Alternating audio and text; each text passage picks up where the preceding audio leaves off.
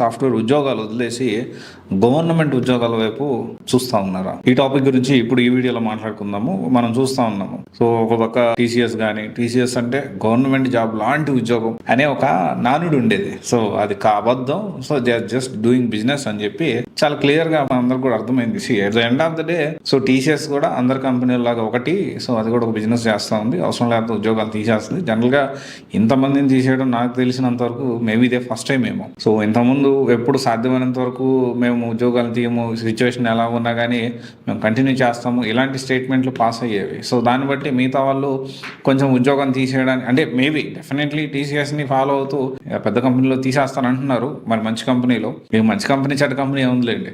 So one of the big giant కంపెనీస్లో ఉద్యోగం తీసేస్తానని చాలా క్లియర్గా మెన్షన్ చేస్తున్నారు. అండ్ దానికి సంబంధించిన ఇంటర్వ్యూలో కూడా పృథ్వీవాసం గారు చెప్పారు. ఆ తర్వాత దీని దారిలోనే చాలా కంపెనీస్ కూడా ముందుకి వెళ్ళి ఖచ్చితంగా చాలా మంది రే ఆఫ్స్ అయ్యేదానికి ఛాన్స్ ఉంది. అయితే లక్షల జీతం, నిజంగా లక్షల జీతం కాదు, సాఫ్ట్వేర్ లో కోట్ల జీతం వదిలి గవర్నమెంట్ ఉద్యోగాల వైపు. సో దీని గురించి మాట్లాడుకునే ముందు ఒక విషయం, నిన్న టీసీఎస్ కి సంబంధించి మీరు ఎందుకు ఉద్యోగాలు తీసేస్తున్నారు అని చెప్పి కేంద్రం మంత్రిత్వ శాఖ ఏదైతుందో దానికి సంబంధించి నోటీస్ పంపించింది, దీనికి ఎక్స్ప్లెనేషన్ ఇవ్వండి అని. సో ఒక కమెంట్ సో చాలా ఇంట్రెస్టింగ్ అనిపించింది, మీకు కూడా చదివి వినిపిస్తాను అది. సో అతను అడిగిన క్వశ్చన్ ఏంటి అంటే 2000 సంవత్సరం నుంచి 2025 వరకు గవర్నమెంట్ ఎన్ని ఉద్యోగాలు ఇచ్చింది, ఎన్ని ఉద్యోగాలు ఖాళీగా ఉన్నాయి, ఎంత శాలరీస్ ఇస్తుంది, దీన్ని కూడా లెక్క చెప్పండి అని చెప్పి ఒక ఇంట్రెస్టింగ్ కమెంట్ అని ఒకటి పెట్టాడు. సో నాకు కూడా ఐ థాట్ ఓకే ఇది నిజమే కదా అని అనిపించింది ఒక టైంలో.